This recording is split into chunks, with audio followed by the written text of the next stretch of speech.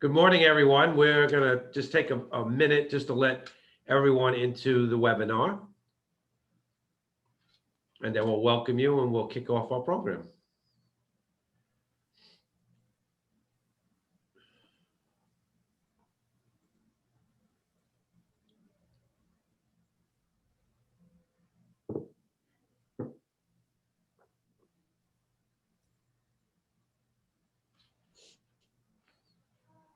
Good morning. We'll be starting very shortly. We're just letting everyone come into the webinar.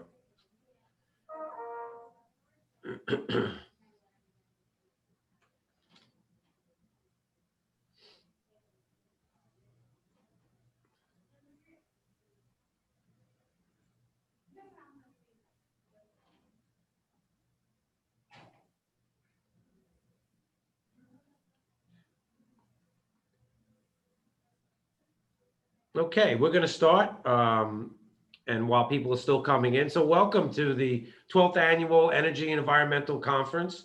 We're really excited. Like every year, this program is filled with information and is riveting when it comes to an update. Obviously, everyone knows how important energy and environmental is to Long Island. So we're looking forward to this wonderful webinar we have today. Before we start, I want to thank all our board members that are in attendance. The board members are really, their support of the HIA it's just been amazing. So I want to thank all the board members that are in attendance right now. I also do want to do a shout out to our committee co-chairs. They are definitely one of the lifebloods of the association, as their volunteerism towards our committees is just so important. So I want to also thank now the sponsors. Without sponsors, we cannot put programs on like this. Their sponsorship and support really brings us to a different level. So I want to thank PSEG Long Island. I want to thank National Grid. And I also want to thank Sun Nation. And by thanking Sun Nation, I also want to invite Scott Maskin, who is the CEO and co-founder, to say a few words to us. Scott? Good morning, everybody, and thanks, Anthony. Proud to support the environmental conference and looking forward to hearing what the panelists have to say. I'm also a proud board member of the HIA-LI.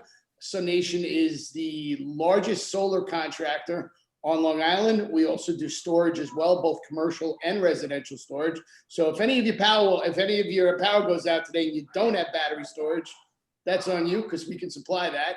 And great work, and I can't wait to hear what everybody has to say. Okay, thank you, Scott. Really appreciate it.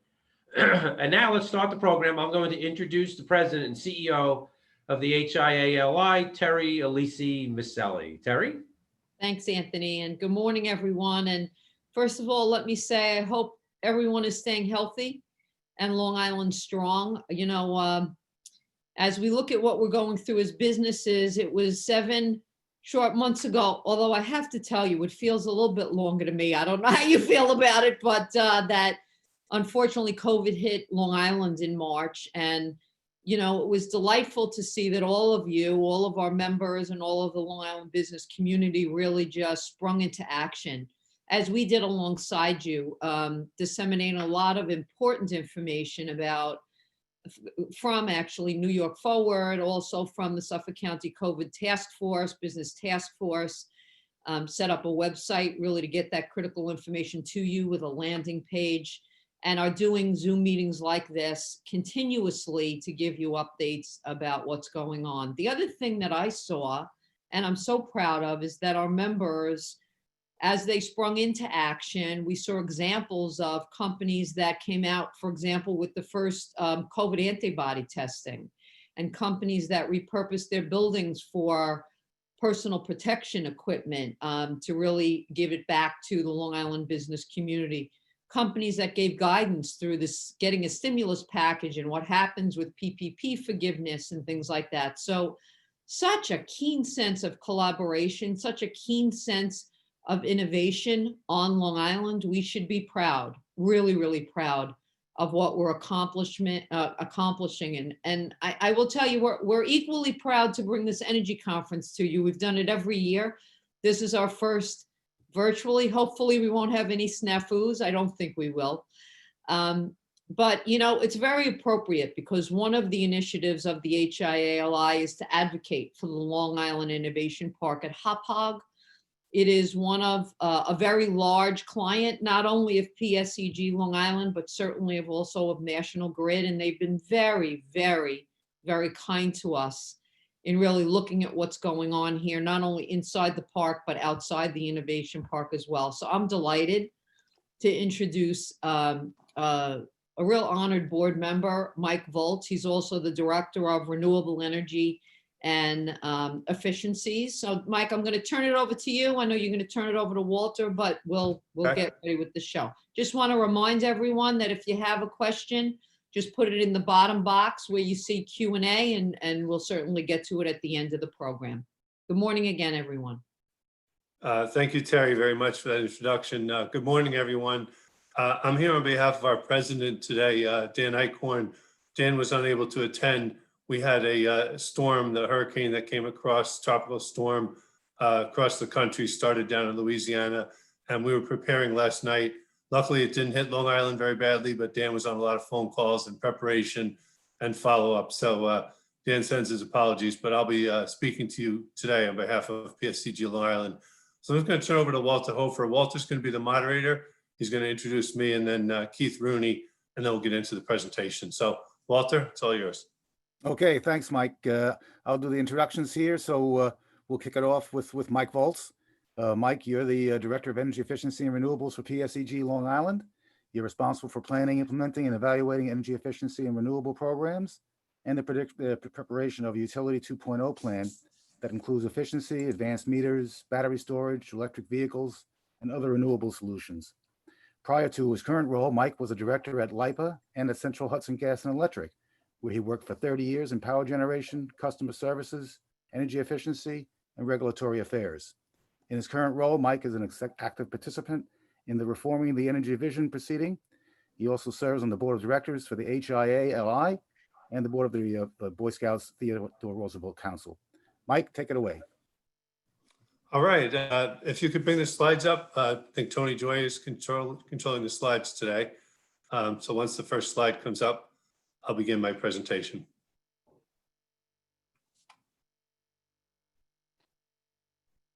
Hopefully we're not having any technical difficulties. All right, looks good. Let me just, if you could just expand, make it a little bit larger, and then we'll be good to go. Excellent. Okay, so go to the next slide, please. Okay, so the agenda, I'm going to spend about 20 or 30 minutes on a presentation, and then we'll turn it over to Keith Rooney from National Grid. I think his presentation will last about the same amount of time. And then we'll have about a half hour at the end of this webinar for questions for both of us. So I want to talk about the PSCG Long Island mission. We've been a utility provider here on Long Island now for about 7 years. I want to talk a little bit about the follow-up that we've done in response to Tropical Storm Isaias. Obviously, that was a severe storm, the most severe that we had since PSCG Long Island has been operating the utility. And we're taking all sorts of actions to improve our storm response and provide enhanced services in the future. I want to spend some time about a very leading state leading Climate Leadership and Community Protection Act. New York State is leading the country in its goal of reducing harmful air emissions, enhancing, looking out for climate change and renewable energy efficiency.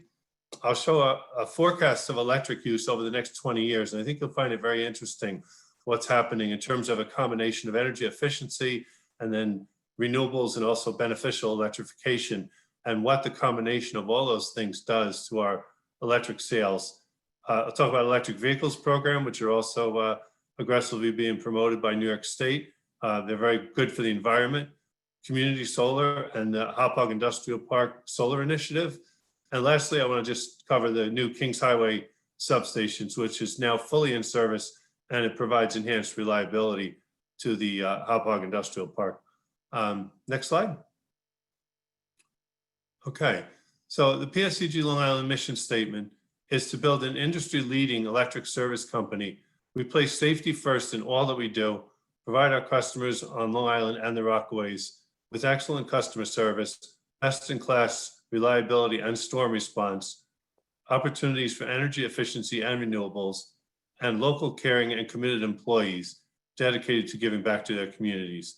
So not just keeping the lights on, which of course is our mission, but all of our employees, we have over 2,000 employees on Long Island, and we bring that spirit to everything that we do.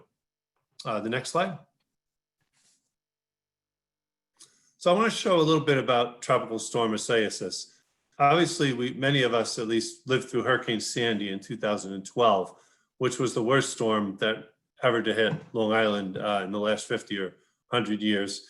That storm, as you can see, knocked out essentially all of our customers. 1.1 million electric customers were interrupted during Hurricane Sandy in 2012. And that took, at the time, a combination of LIPA and National Grid were running the electric utility. It took almost 16 days to restore service to all of our customers, or to 99% of customers back in 2012. I also wanted to show, though, Hurricane Irene, which happened the year before that, and Tropical Storm Isaias, which happened this year in August, on August the 4th. Those two storms were probably the most similar in terms of the impact on the electric grid on Long Island.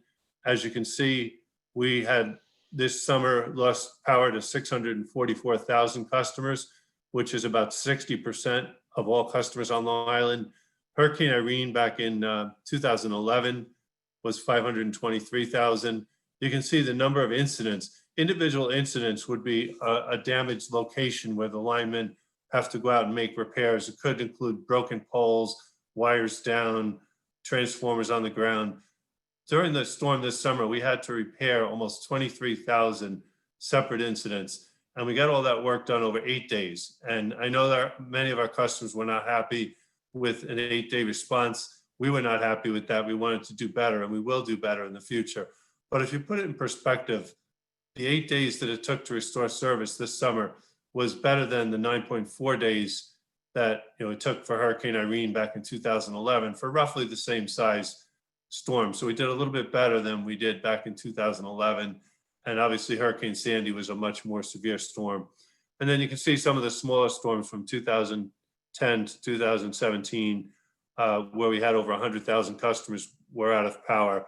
And in all cases, at least the ones that we, PSEG Long Island in 2017 and 2018, we were able to restore service in about 3 days. So I just wanted to put this in perspective. The next slide, if you don't mind.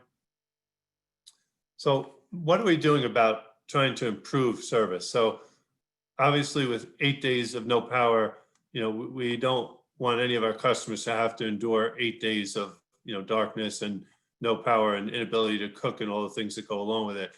But what are we doing about it? We're investing in technology.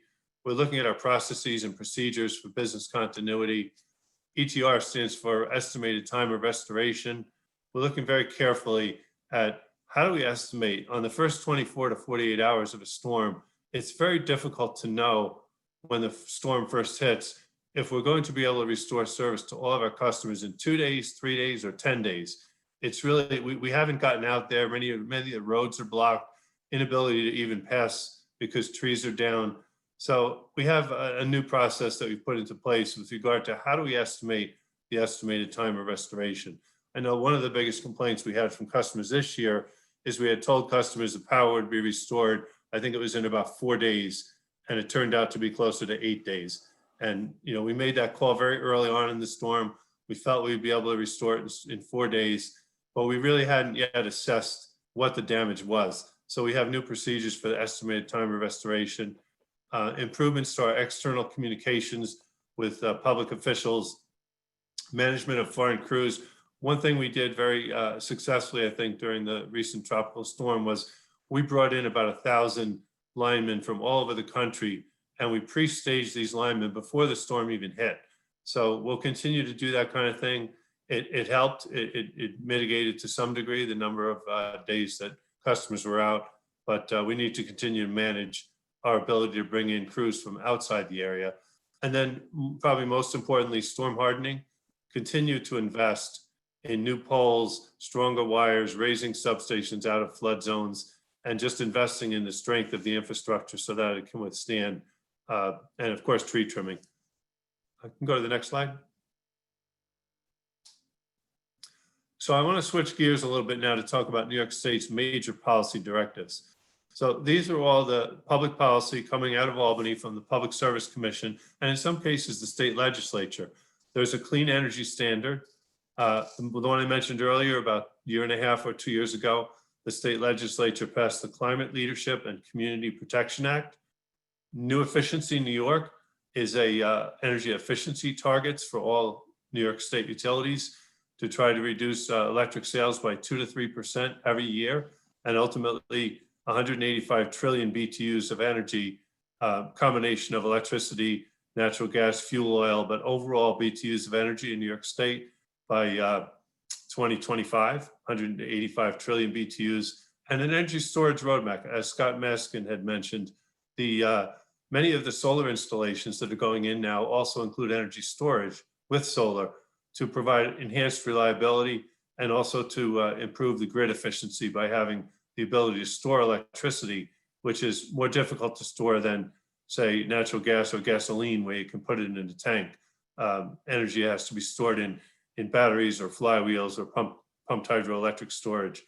So if you look at the 2025, 185 trillion BTUs, 1.5 gigawatts of energy storage, and 6 gigawatts of solar. To put those numbers in perspective, most people don't understand necessarily what a gigawatt is. The entire Long Island on a hot summer day, all our customers combined in total use about 5.5 gigawatts of, or 5,500 megawatts of electric power on the hottest summer day. So the 6 gigawatts of solar, which is statewide, not just on Long Island, but that's equivalent to the entire consumption of energy on Long Island on a hot summer afternoon. And 1.5 gigawatts of storage is about 25% of that. So significant numbers. By 2030, 70% renewables statewide and 3 gigawatts of storage. To put that in perspective, right now, New York State only has about 35% renewables. So we would have to essentially double the amount of renewables that we have in New York State within 10 years. And many of that, much of that 35% that we have right now, the vast majority of it actually are very large hydroelectric power plants in Niagara Falls and on the St. Lawrence Seaway, which represents about 20% of the energy in New York State. So we've gone from 20% to 35% over the last 15 or 20 years, and now we're trying as a state to get to 70% renewables. 9 gigawatts of wind, again, I mentioned the entire consumption of energy on Long Island is 6 gigawatts. The state is intending to build 9 gigawatts of primarily offshore wind. Some of this could be land-based wind in upstate New York, but the vast majority of that will probably be offshore wind out in the Atlantic Ocean. And there are some projects already that have been contracted for, and the goal is to have in the next 15 years, 9 gigawatts. And then 100% clean electricity by 2040. And lastly, 85% reduction in greenhouse gases in 2050, which is not just electricity, but overall, including heating and manufacturing and all other forms, and transportation. A lot of that reduction in greenhouse gases will come from electric vehicles, which are now primarily gasoline and diesel, and you'll be seeing many more electric vehicles. You can go to the next slide. Thank you. So I mentioned the electric forecast. So the energy forecast is how much consumption of kilowatt hours customers use in total. So this is what you get billed for. If you're a residential customer, you get billed for kilowatt hours, and gigawatt hours is just a million kilowatt hours. So just a larger, but as you can see, the dark black line are the actual sales of electricity, which have gone down from 23,000 gigawatt hours all the way down to, in 2019, less than 21,000. And as you can see, we expect the sales of electricity to continue to decline out through 2027. And then after 2027, we would expect to see an increase in sales of electricity. And I also want to point out, if you look at the lines, the different colored lines in 2013, 14, 15, 16, Those were the forecasts that PSEG Long Island produced. Every year, we're required to produce these 20-year forecasts. And we've produced them in 2013 through 2016. It was our belief that the economy was going to continue to grow, and even with energy efficiency offsetting some of the growth, we expected sales of electricity to increase. What you see now is the reality, and also our forecast. We now expect electricity sales to decrease for the next 7 years or so because of the combination of energy efficiency and all the various solar projects that are being put on roofs, net metered solar, which also impacts sales. But what happens after 2027? We expect the combination of electric vehicles and heat pumps, which are electric heat pumps for heating and cooling homes, to begin taking off, and you'll see overall growth in electricity. And if you go to the next slide, the peak load. So the first one was total consumption of energy, and the second one is the peak demand on a hot summer afternoon. And you can see that while this is also declining, it's not declining by quite as much or quite as rapidly as the sales. But going forward, the peak demand is expected to continue to decline, and even after 2027, relatively flat growth in peak demand. And the beauty of this, and you'll see on the next slide, is that while electricity sales continue to grow or begin to grow after 2027 because of electric vehicles and heat pumps, those sales of heat pumps and electric vehicles are not expected to increase the summer peak demand, which occurs at about 5 or 6 p.m. on a summer afternoon. So the benefit of that is, while we can increase overall sales, help the environment by having clean sales of electricity produced primarily from renewable, it doesn't impact the need for a lot of additional infrastructure, because infrastructure like substations and wires and transmission lines are driven by the peak demand, not by the annual consumption. So if you go to the next slide, you can see this. The system load factor is basically what percentage of our overall capacity is being used at any point in time. So on average, over the course of 12 months, we use about 45% of the capacity that we have available for customers on Long Island. On a hot summer day, we might be using 95 to 99% of the capacity of the system. And on a day like today, particularly in the middle of the night, we might only be using 25% of the capacity. So on average, we're using 45% of the system's capacity because of the combination of electric vehicles and heat pumps and energy efficiency and solar. We expect that in the next 20 years, we'll be using almost 55% of the capacity. So basically what it means is it's a more efficient use of our system. And that's good for customers, because by using our assets more efficiently, it'll help keep prices more reasonable. So you're using your assets more efficiently and helping customers that way. Go to the next slide. So this just shows a typical home, and in the lower left is kind of the way that the electric utility industry ran for the last 100 years. We would make power in power plants. We would distribute it one-way flow from power plants through transmission and distribution lines out to homes and businesses. And in the upper left, what you see is a newer home with solar panels on the roof, battery storage in the basement, electric vehicle in the garage, smart thermostats, et cetera. And what happens here is the electricity is not only flowing from us to the customer, but it also flows back at certain times of day from the customer into our electric grid. So it makes for a much more complex design of the electric system from the standpoint of reliability and security of the system. We have to make sure that our grid can have power flowing both ways. But it also means that customers can get an overall lower electric bill if they have the ability to produce some of the energy themselves. And lastly, it's good for the environment. So rather than having power plants that burn on coal or oil or natural gas, you'll see in the future primarily solar and wind and battery storage and 70% clean energy, offshore wind. So much better for the environment, hopefully better for the customers in terms of the price of the service that's providing, and hopefully reliability with battery and energy storage and the investments that we are making in the grid. We would expect to be able to improve the reliability of the system as well. Go to the next slide. Thank you. So beneficial electrification. Efficiently electrifying energy end uses that have historically been powered by fossil fuels.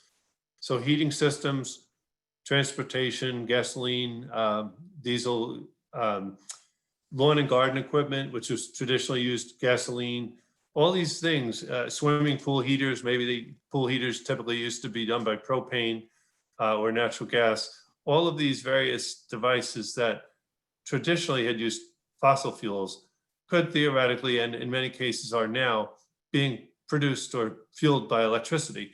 Electric heat pumps, you see in the lower right some examples of it, battery powered lawn and garden equipment, pool heaters, electric vehicle chargers, and even in commercial buildings, which of course the HIA supports commercial businesses, electric forklifts, electric golf carts, battery powered lawn equipment, again, heat pump, pool heaters, heat pumps for your building, whether it's a geothermal heat pump or an air source heat pump, and electric vehicle chargers for fleets and for your employees to charge when they arrive in the office. You can go to the next slide. So electric vehicle program, I'll just touch upon, there's 4 subcomponents to our electric vehicle program. We have right now a $500 rebate for charging, for purchasing smart chargers at home. We have a smart charge rewards program, which pays customers a discount for charging at night. DC fast charging, they tend to be public chargers out on the highway where you can get much more rapid charging. Typically, if you plug your vehicle in and charge at home, it's going to take 2 hours up to about 8 hours to reach full charge, depending upon how discharged your battery was. DC fast chargers can charge a vehicle in 20 to 40 minutes. So much more rapid charging, much more high capacity, but they're very expensive to build and primarily will be used in emergencies where customers forget to charge at home and they need to charge on the road.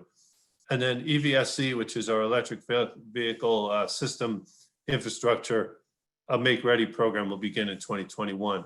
This will be investments in infrastructure for public charging in both DC fast charging and also for workplace. Next slide. Thank you. So I mentioned you can get a $500 rebate. We have now about 1,200 of our customers who have received this rebate. These type of chargers, they're 240 volts. They typically cost about $600. So we're paying $500 on a $600 piece of equipment. So the vast majority of the cost of the charger is being paid for by PSEG Long Island. There is typically an extra cost to have your electrician run the 240 volt line, out to the garage or out to the driveway, wherever you need it. So it's not free, but it's a substantial discount. And if you go to the next slide, you'll see that, thank you. If you own one of these chargers, we also pay back 5 cents a kilowatt hour for all the consumption that you use between the hours of 11 p.m. and 6 a.m. 5 cents a kilowatt hour is about 25% of the total cost of electricity. Right now, today, our full service prices are just about 20 cents a kilowatt hour. So a 5 cents per kilowatt hour discount is pretty substantial. And most all these chargers can be set on a timer so that when you plug your vehicle in, when you get home from work, it'll automatically go on 11 o'clock at night and you'll receive this discount, which will be paid out quarterly. We're going to begin issuing these payments in the next 30 days for the 2 quarters, second and third quarter of this year, April, and also the third quarter. I think I have one more slide. Actually, maybe 2 more, but we had a program, well, we still have a program, I'm sorry, for community solar. Scott Maskin in his introductory remarks referred to this a little bit, but community solar is where one person or one business owner can build a solar project either on the roof of their building or in an open field or in a parking lot, and then individually sell the output of that solar to individual homeowners all over Long Island.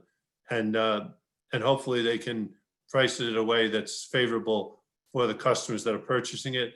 And some of the customers are also desiring of having this price, this type of community solar because they want to be green. They want to buy solar energy. So this tariff that we have allows customers in the Hauppauge Industrial Park or the the ability to charge or not to charge, but to purchase solar. And if you go to the next slide. We had a small business first program earlier this year. What happened when COVID hit, all of us were impacted, everywhere in the world really, but here on Long Island.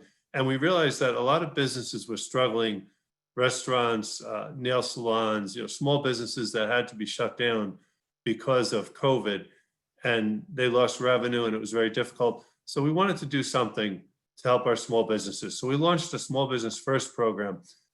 Our LED lighting rebates, which we've had for several years, they typically cover up to 70% of the cost of a job. So if you do a job that costs $10,000, we would pay you up to $7,000 to put in your new LED lights. For a limited time between June through September of this year, we raised that limit to 100%, and we increased the rebates so that many, the third bullet down, over 1,000 of our customers received $4 million in rebates and essentially got free lighting. So unfortunately, we had to end that program in September, but many of our customers, including I think there were 4 customers in the industrial park that received these rebates. And we do still have the generous rebates that pay up to 70%, but we wanted to offer something that covered up to 100%, at least during the time when COVID was most impacting our businesses. And the last slide is just to show, I mentioned earlier about the storms that have hit us on Long Island.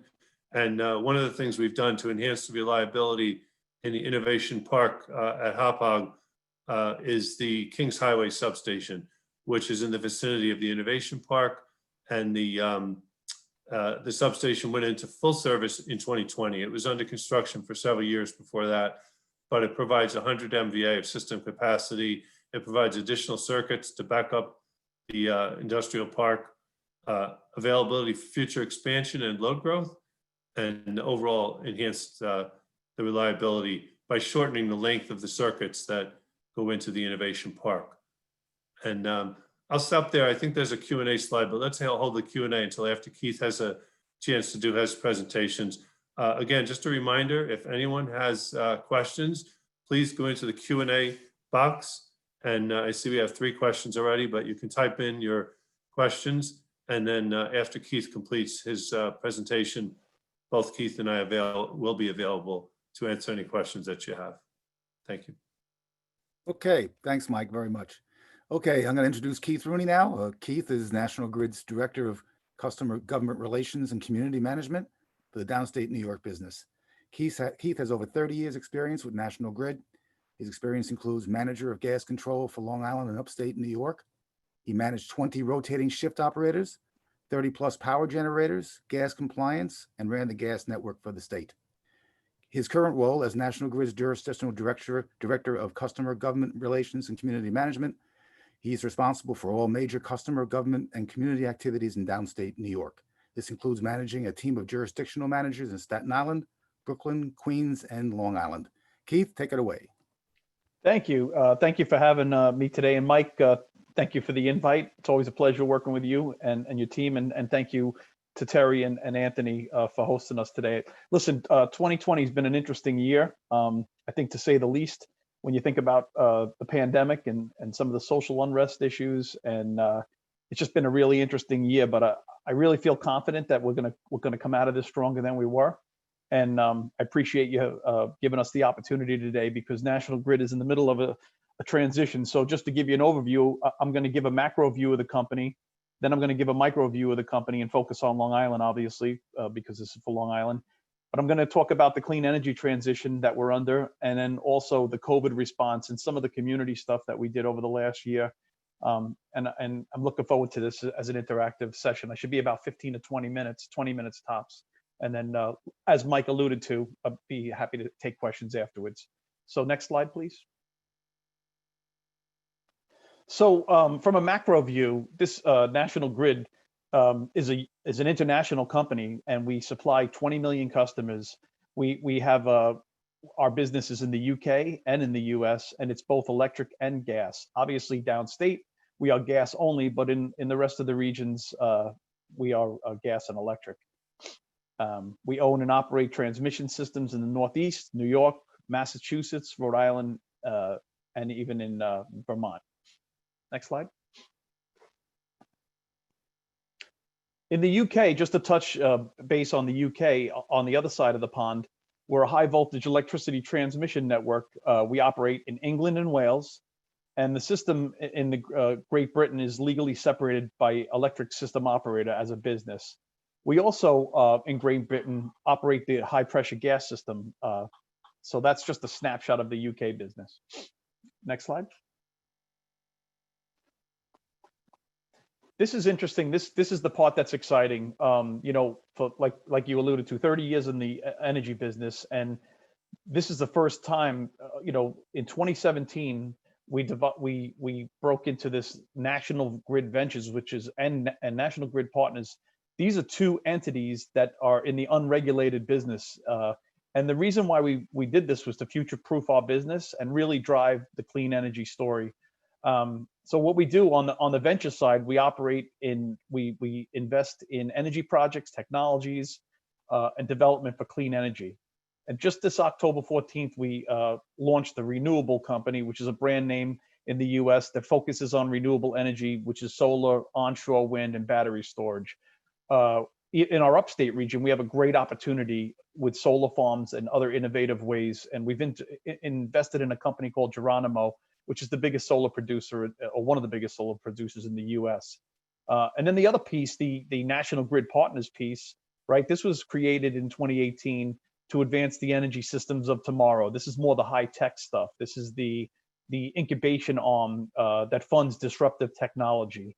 And always looking for emerging tech, and $250 million investment with 22 investments. And this is like, when I say disruptive technology, that's like the automobile or the television. We're aggressively out in the market looking for the next big clean energy boom. Next slide, please. And then that was just a macro view of the company. But from a micro view, because this is for Long Island, I want to focus across downstate. We serve, the gas network serves 1.9 million customers across downstate. Over 600,000 of those customers are right here on Long Island. And we have 8,000 miles of gas pipe and distribution and transmission. We have 4,600 employees downstate, and 2,100 of those 4,600 employees are right here on Long Island. We also operate the power plants, which we have 8 steam units and 42 gas turbine diesel units and 10 sites. We are under contract to LIPA. So just to be clear on that. So besides the gas business, we do have a power plant operation that is under contract to LIPA. We're also working to mitigate customers' bills, improve the customer experience, modernize our energy systems, and it's about safety and reliability and that commitment to those 1.9 million customers we currently have. And we're also engaging our stakeholders and driving towards a clean, green energy future. Next slide, please. This I just wanted to touch on this because it's a really great story. I've never seen anything like this in my career. When the pandemic hit, we transitioned more than 8,000 workers from working, in the office to working from home. This included our call center, so for the first time we had a fully operational call center, and our IT department did a great job. They mobilized and had everybody working from home within a week, and it wound up being really effective. And I never seen anything like it, the speed that we did that. But we also, we paused collections on activity, and we stopped all shutoffs for customers for non-payment from March to October. So if you couldn't pay your bill, whether you were residential or you were a big business, we worked with everybody and we just froze it and said, look, we know that we're in a crisis and we're not going to shut anybody off. And now, as we're starting to come out of this slowly, we're working with these same customers to ensure that we help everybody, especially our most vulnerable customers, be able to pay their bills as we go on. But just wanted to point that out. And then for the first time in the history of National Grid, we sequestered our employees, which was just, so we have, a lot of people have the ability to work from home, but in the operating area, we have gas system operators, LNG operators, and electric plant operators. And these men and women are the guardians of the system. They work 24 hours, 7 days a week, 12-hour shifts, weekends, holidays. When people got sent home, they get called in. And for the first time, these men and women were sequestered for up to 6 weeks. So just think about that. Think about that for a minute. If you had aging parents, or you have kids that need to be schooled from home, or you had, sick people in your family, or people that had COVID, think about that amount of stress that we all felt in March. Well, these men and women were sequestered for 6 weeks, and they had to make sure they were, to safely operate the system, they could not leave and go home. And so my hat's off to these folks that did that really great job. And then besides that, I can't be remiss to leave out our field operations. We have field operations and maintain, construct, contractor oversight, and our CMS teams. These men and women never went home. They worked every single day in the field during the crisis. They had PPE. They followed all safety protocols, but they never stopped working. And they worked, again, just like those other operating areas. They worked around the clock on emergency response, on gas issues, gas leaks, customer issues, and really just did a great job serving our customers and helping hold up system integrity. And then on the community side, the company, National Grid and National Grid Foundations, we donated $1 million to those across the region in New York State.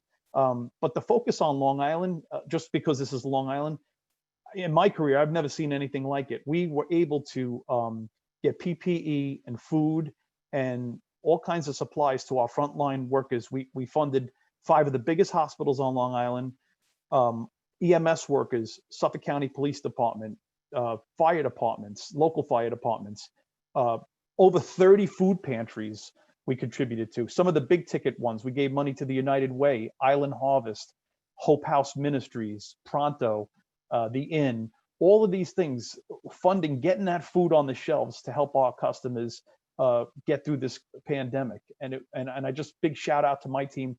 They were just outstanding. I didn't even have to tell them what to do. They just hit the ground running, and also on the New York City side as well. Never seen anything like it. So I just wanted to mention that. And then, rolling out the economic development grant programs and our consumer advocates. We have consumer advocates that are based in Brentwood.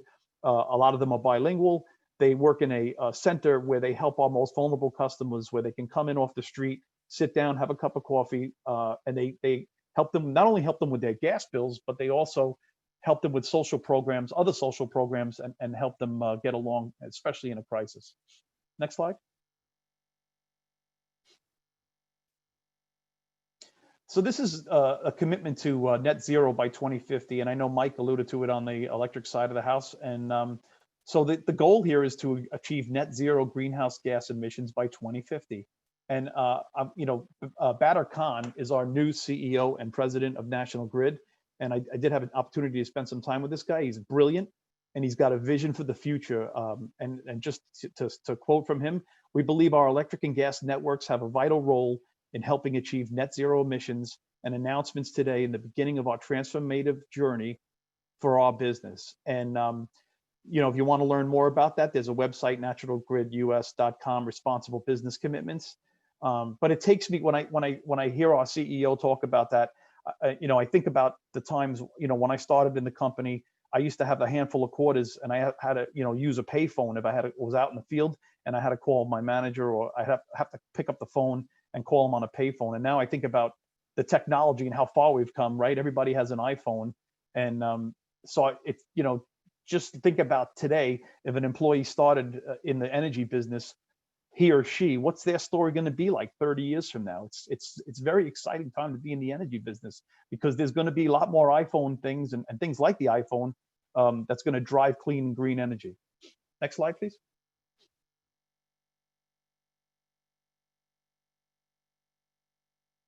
Next slide.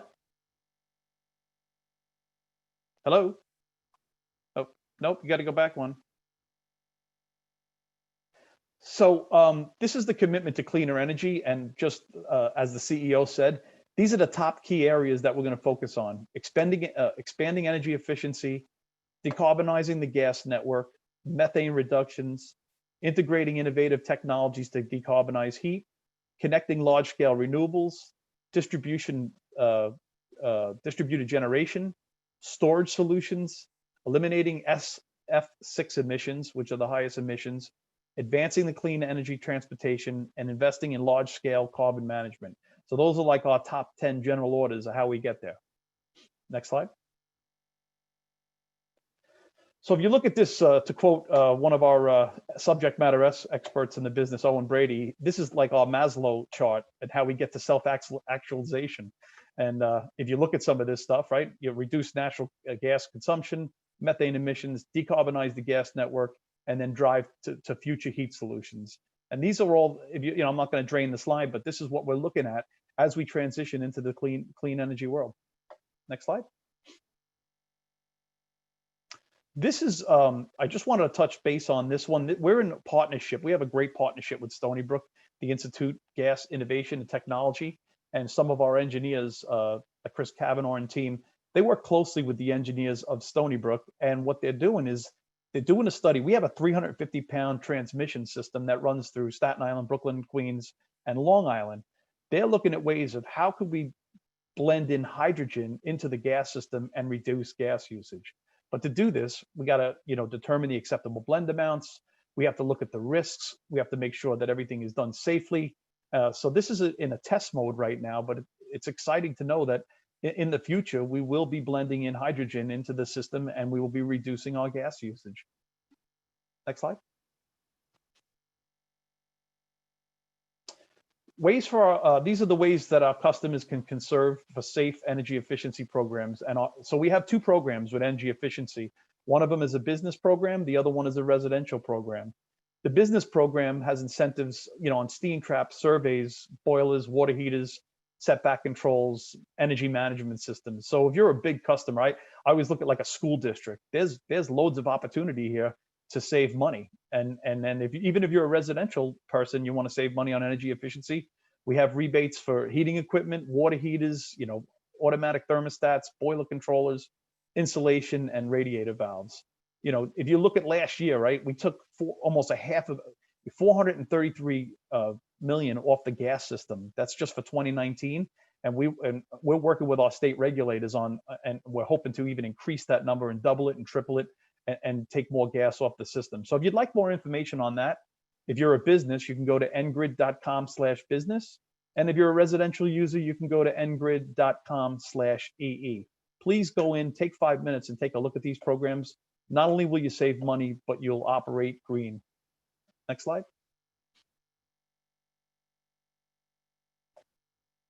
So this is a demand response program that we rolled out last year. And basically what the demand response program is, we are incentivizing customers, some of our largest industrial customers, to get off gas during the coldest days of the year. So when the temperature's around 10 degrees and the system is tight, we're incentivizing customers to come off and between the hours of 4 a.m. and 10 a.m. And then there's other programs that do 6 to 10 a.m. and then 5 p.m. to 9 p.m. because those are the biggest load periods where the system really gets dragged down. So what we do is we incentivize these big users. Some of them are remote control, some of them are controlled locally. And when they get off the system, they then get incentivized at the end of the heating season.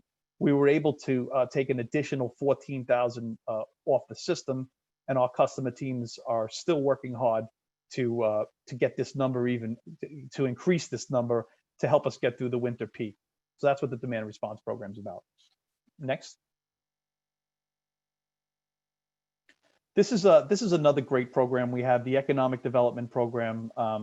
And we, especially with COVID, if you look at some of the stuff, we've committed over $160,000 just here locally on Long Island to help some of the smaller businesses, but then also working with Stony Brook and some other companies on PPE, vaccines, COVID testing, another $40,000 incentive, and then even with HIA, we actually funded some of the work going on at HIA.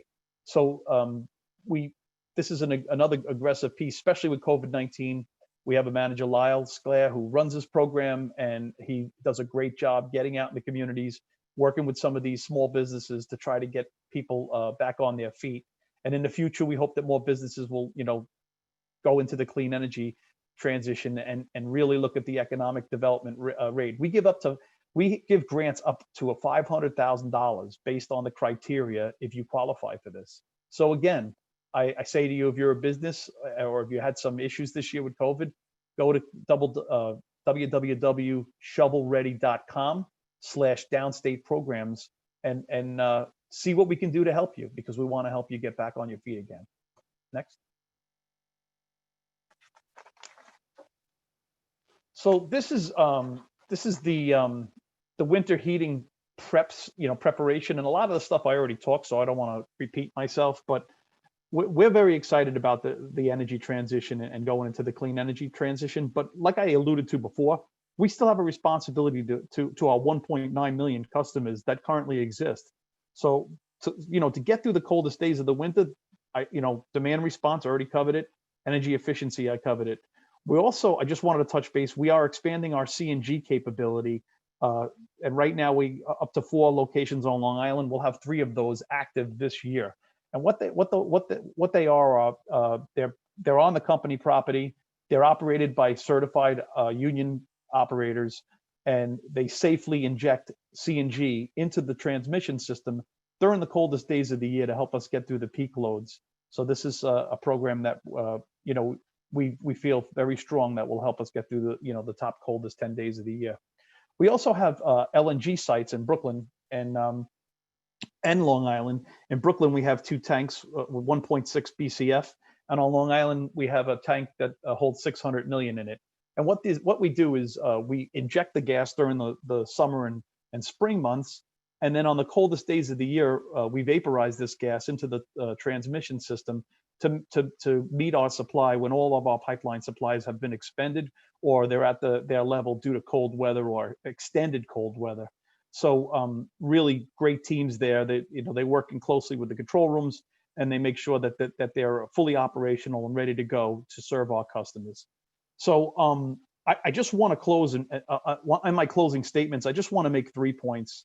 Number 1, National Grid is a clean energy company, and we are making the clean transition into the next decade and beyond. 2, system reliability to the 1.9 million customers that we currently serve. We owe it to them safe, reliable natural gas. And 3, from the community side, here with you, here for you, that's our tagline, but it's not just a tagline.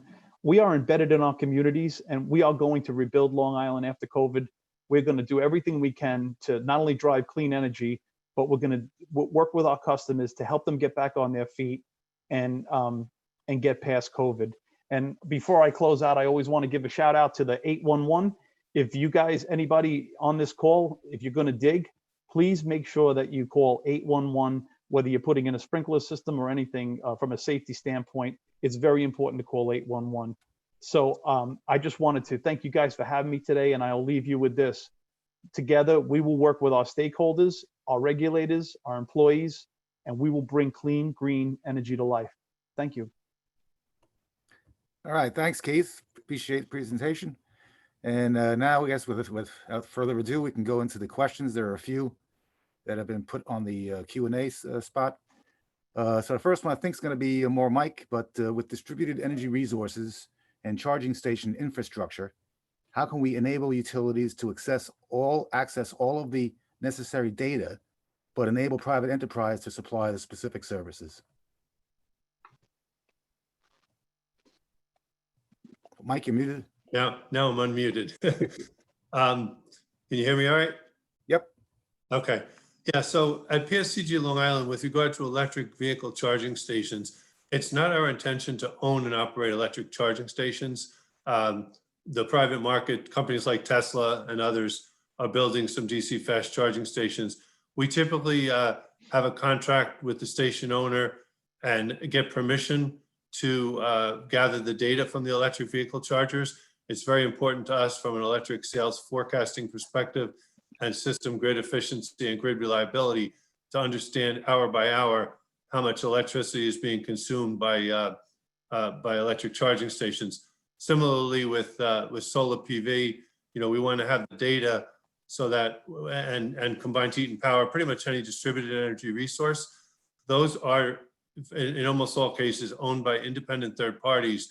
And then we have AMI meters to gather the data on the production and or consumption of the distributed energy resources. So I think to the question, yeah, we agree having the data is important, but we're not interested in owning the asset, on the other side of the customer meter. We need the data for reliability, but we encourage individual developers to develop distributed resources and electric vehicle charging systems for the grid. So hopefully that answers. Okay, thanks. I'll try to be fair here to Keith and give him a chance. So I'm going to mix these questions up a little bit. With the hydrogen blending at Stony Brook University, Keith, what is the potential blend that they anticipate, such as hydrogen gas 50-50 or something along those lines? Great question. I I think the initial target is to get 25%. And like I can't give a timeline right now, but I know they're aggressively looking at this. And I think the thought is to get to 25% once we do the study and we get through the risks. And then obviously, if you go out into the future, if we do this the right way and this thing takes off, of course we'd want to go 50%.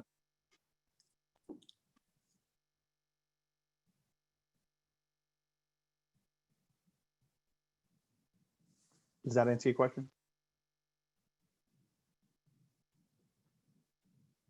Hello? Walter, still there, Walter? Lost Walter?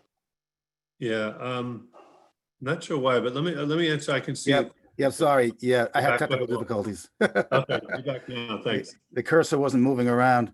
Yeah, Mike, I'll switch back to you. This might be a quick, easy answer. Question is, it is my understanding PSEG is charging commercial rates to homes due to the work at home situation. Is this true? And if so, who approved this? Okay, so it's not true generally. I work at home, for example. We have thousands of employees, probably many thousands all over Long Island working at home, and they continue to pay residential rates as long as you're living in a residential home. Now, there may be an exception where somebody operates a significant business out of their home. I don't know, I can't think of a great example, maybe manufacturing. There could be some isolated examples where someone is truly operating, again, an example of manufacturing or large electric consumption for some sort of business but in general, office workers who are working at home continue to pay residential electric rates. We're not switching people to commercial rates because they have to work at home. Right, very good. Okay, the next question, I think again, Mike, this is towards your forecast. Does the energy forecast include future technologies such as 5G telecommunication, data centers, Industry 4.0, electrified buildings, etc.? Telecommunications alone is projected to account for 20 to 30% of energy demand in the next few decades. So that's a very interesting question. I'll answer by describing our forecasting process. We look at economic activity, growth in GDP, income, basically macroeconomic variables to see what the economy on Long Island is going to do. And that would generally cause an increase in electricity because in general, economic activity leads to some growth in electricity. Offsetting that, we look at all of our energy efficiency programs, which would cause reductions in consumption. And then we individually are looking at heat pumps and electric vehicles because we're promoting those pretty aggressively. And we think that those could substantially add to electric consumption. To your point about telecommunications equipment, we haven't yet begun to separately isolate the amount of consumption due to 5G and various telecommunication technologies. But overall, it should be built into the historic, and we use historic, we begin the forecast by starting with the historic consumption. So some of that, at least in the last 3 or 4 years, some of that should be built into the historic consumption. And then it should also, to some degree, be built into the macroeconomic variables. But as time goes on, if we find that electric consumption is much higher than we predicted it would be, we could take a look at that and isolate it, similar to the way we've done with electric vehicles. But at this time, we're not separately isolating it. But it's a good point. More and more of those type of networks are being built on the system and adding to some degree of electricity. Okay, thanks. All right, next question was, I think, for Keith and Mike. Are there any plans to retire some of the many peaker plants across the island? I guess I'll start. Yes, there's environmental DEC regulations for various NOx emissions and other pollutants that some of the peaker plants are not going to meet those requirements. So we have an RFP going out in the near future for 175 megawatts of battery storage. And to the extent that those bids come in competitively and to the extent that they are located at the right location, some of the peaking plants could actually be retired and be replaced with energy storage. Essentially, a peaker is only used a small number of days to meet peak demand, and an energy storage system could meet that same requirement. So I would say yes, some of them will be retired for a combination of environmental reasons and economics. Yeah, just to add to what Mike said, we're looking at the same stuff. We're also looking at battery storage and also transforming some of these things into solar wind projects. Anything to drive clean energy is being looked at and on the table. All right, thank you both. All right, and the only question remaining open is a legacy question, Mike, that I'll probably toss to you first. The power rates on the island are the highest compared to other states. Why? Okay, so the first answer is that's not true. Our states are roughly equivalent to the Northeast region. So Con Edison and New York City, their electric rates are significantly higher than ours. Connecticut, Massachusetts, New Jersey. If you look at the Northeast region, it is true that power prices are higher in the Northeast than say in the Midwest or down South. Generally, cost of living is higher on Long Island. Housing prices are higher, taxes are higher. In fact, taxes make up a significant portion of the electric price on Long Island. All the property taxes that ultimately LIPA pays payments in lieu of taxes. So the initial answer is they're not the highest in the region.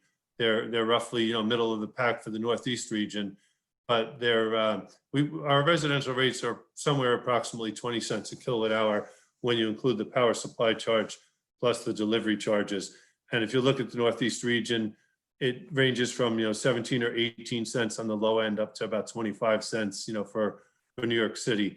So our rates are not the highest. They may have been 25 years ago when Shoreham was under construction, et cetera, but they're certainly not any longer.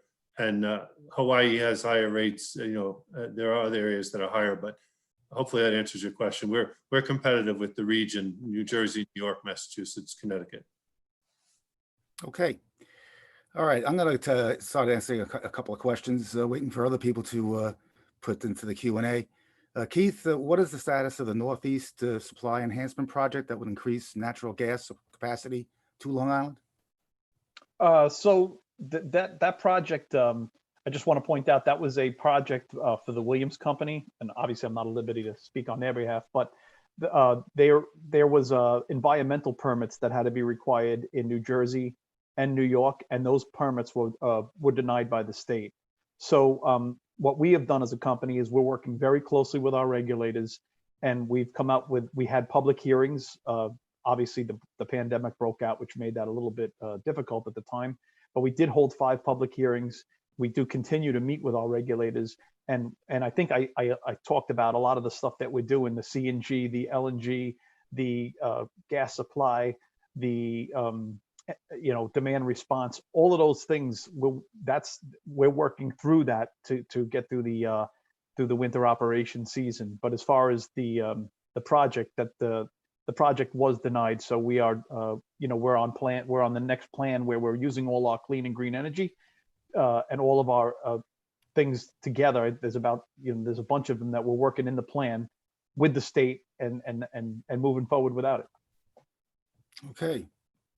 Thank you, Keith. Appreciate that. Let's see. Another question just popped in here. What will be the process to integrate offshore wind energy supplies into local electricity grids? So we have a team of engineers and consultants looking at the long range power supply and also transmission and distribution on Long Island. So basically we're looking out 20 years, integrated resource plan, and we do believe offshore wind is going to be a significant part of that plan. And as a result, we have studies being done currently about how the transmission system and the substations on Long Island can best accommodate offshore wind. So, it's early. The first offshore wind probably isn't going to come online for another 2 years or so out in East Hampton. And then some of the other larger projects are even later than that. But it's certainly on our activity, at PSEG Long Island. It's a significant issue for us to make sure that the electric grid on Long Island is able to accommodate all of the offshore wind that New York State needs. And in fact, if all the offshore wind is built, I think it was 9,000 megawatts of offshore wind that's been proposed in the state plan, or in total wind, but much of that is offshore. That's more than the entire summer peak consumption of customers on Long Island. So the transmission system to accommodate all the offshore wind is going to have to take some of that power off Long Island, or certainly at least into New York City. So I don't have a more detailed answer than that, other than that, our engineers are definitely studying the issue, and along with the New York ISO, the independent system operator, it's a significant issue to make sure that the transmission infrastructure can accommodate the wind. And also battery storage has, or energy storage more generally, has some role to play there, because wind, it's going to be variable. You're going to have windy days, you're going to have calm days. So the amount of energy that you get from the wind is going to vary, and the system's going to have to be able to accommodate high amounts, and then other days with much lower amounts of energy from wind. So it's a good question. It's going to be resolved over the next 3 to 5 years probably. Okay, thanks, Mike. All right, this is for both of you. Just a generic question. What is your company doing to keep costs down so that businesses can compete?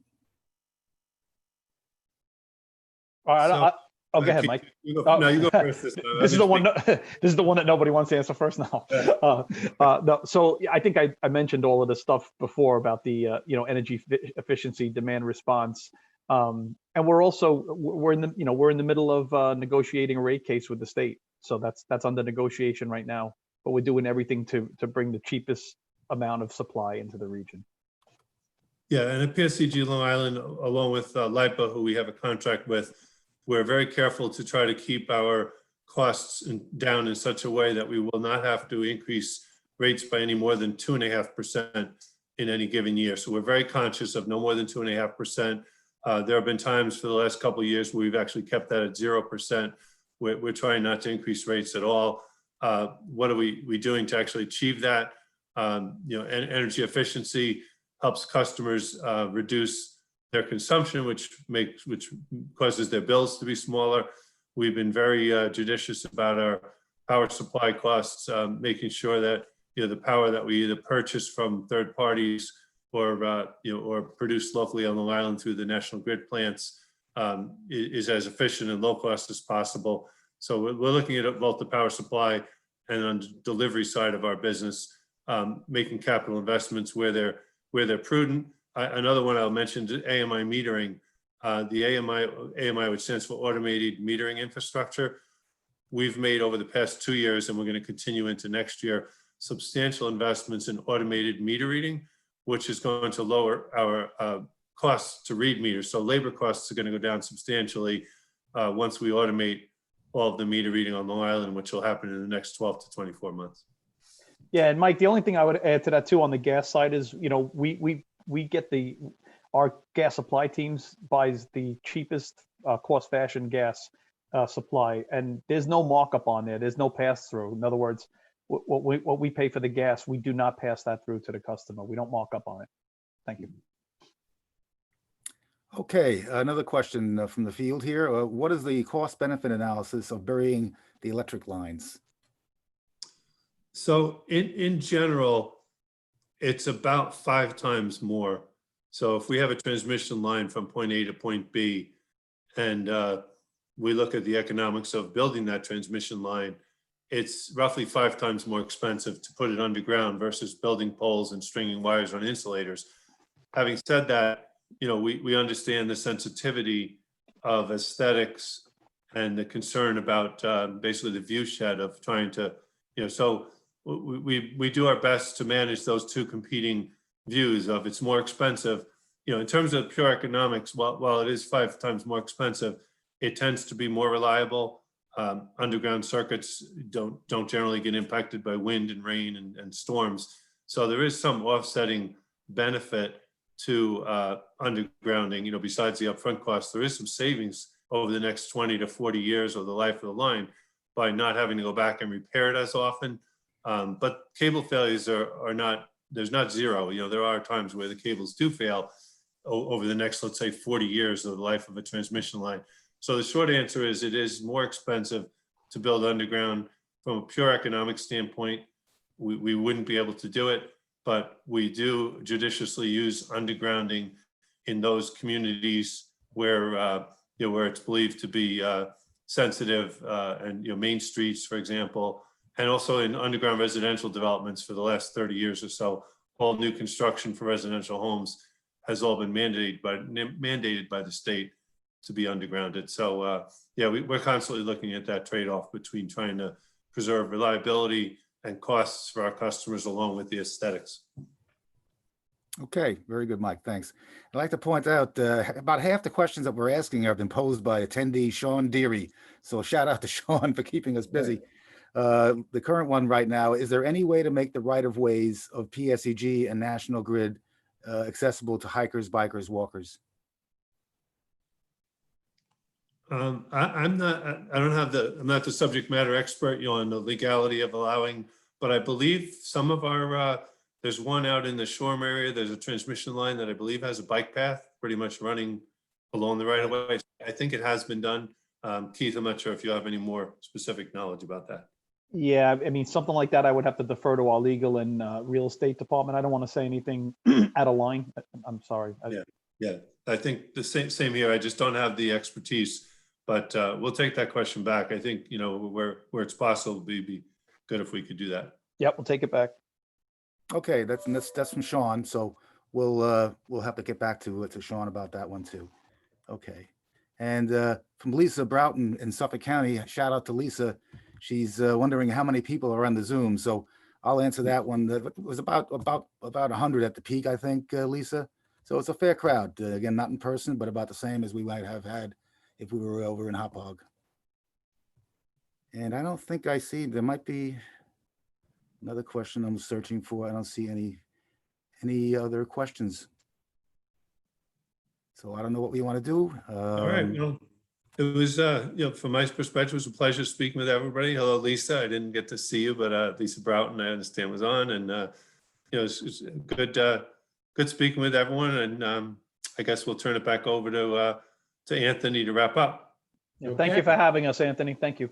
Thank you. I want to thank Michael, Keith, obviously Walter for moderating. Once again, energy reliability is so important to Long Island now and so important to Long Island in the future.